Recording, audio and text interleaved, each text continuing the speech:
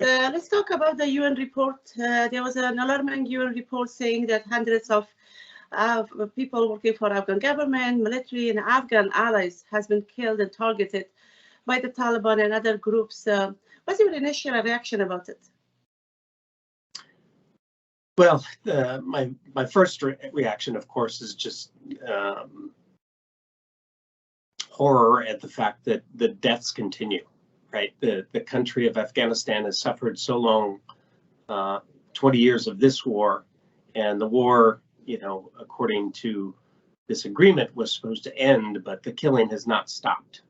And so for the Afghan people, the war has not ended. The misery, the killing, those things still continue, and it's devastating to see that.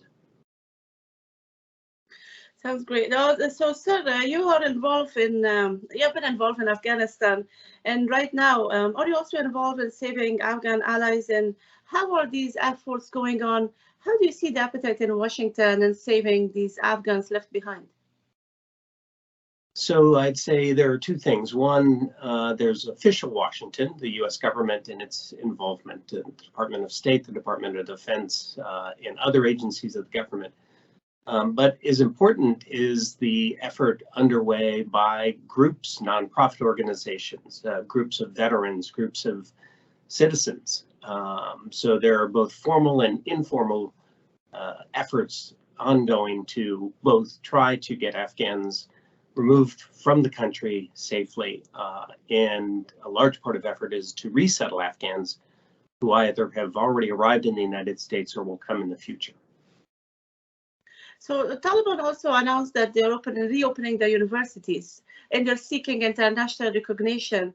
But how do you see the attitude going on, and how this attitude of punishing Taliban for what they're doing is changing? Do you see any kind of hope that in the near future, like Biden referred to freedom of the hostage if the Taliban want to be recognized? What's your thoughts about it?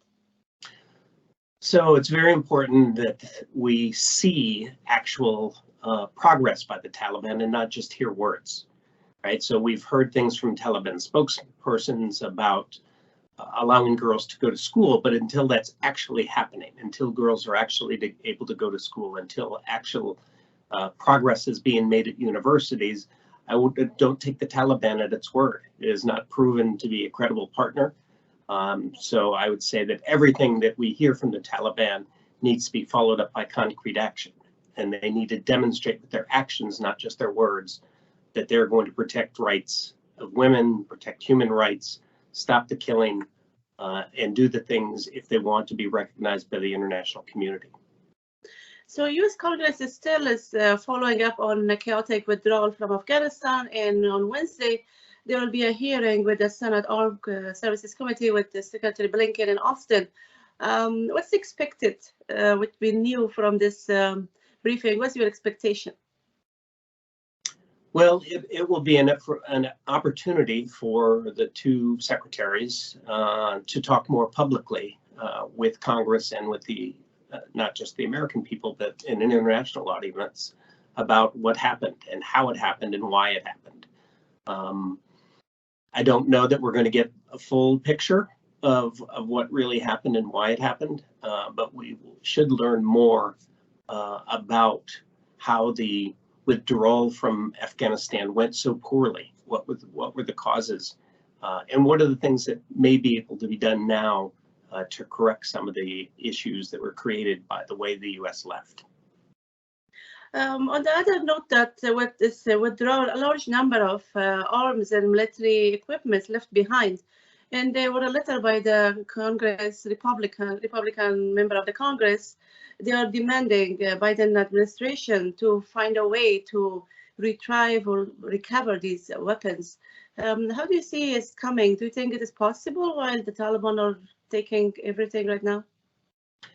I don't think it's possible.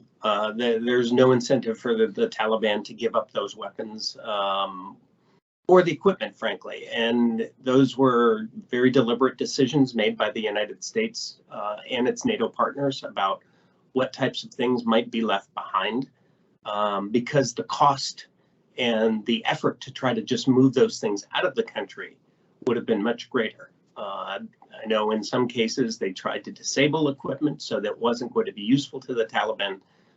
The other consideration is, much like we saw with Afghan security forces having trouble over time maintaining the equipment without the help of outside advisors, US and others, the Taliban will have the same problem. So this equipment will quickly deteriorate in the hands of the Taliban. So I don't think it's realistic to expect that the Taliban will turn over weapons and equipment to the US or any partners, even if they're offered, money or more recognition in the international community.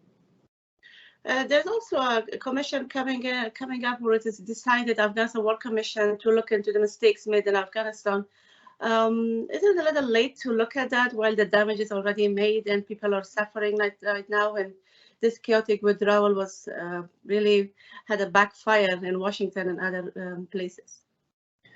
It's obviously too late in addressing what actually happened. Those lives were lost, the damage is done, so you can't undo that. But it's important to look very closely at what did happen, to learn from that, to make sure that we don't make the same mistakes again in the future. And I think it's important that the American public and the international public know that the United States, and especially the Department of Defense, is serious about figuring out what went wrong and how it went wrong, and if there were people that should be held accountable for doing things wrong, that they be held accountable. So again, it doesn't change the damage that was done. It doesn't change you can't bring back the lives that were lost. But it's important to take steps to reconcile what really happened and not just move on and just wipe your hands and say, "Oh, too late, nothing we can do now." So the last question, sir, you have served General Dempsey and also somehow General Danforth before in Afghanistan, and it was a time everyone was fighting against the Taliban and not taking over the Afghanistan. How do you see the situation is unfolding with the Taliban taking the leadership for past 6 months? So I think what we've seen in Afghanistan is what most people expected, is the Taliban wanted to be in control of the country, but they really have no means to govern the country in an effective manner. I know a lot of Afghans and others believe that the previous Afghan governments were not very effective, had corruption, had issues like that. Those are true, but it's nothing like what we're seeing under the Taliban. They just don't have the ability to govern a country in the way that it needs to be governed. And also, because of the way that the Taliban took power, that also disadvantaged their ability to try to create a smooth transition. When US and NATO forces left, there wasn't a smooth transition because of the way the Taliban took power. And that is causing the problems that we are seeing today.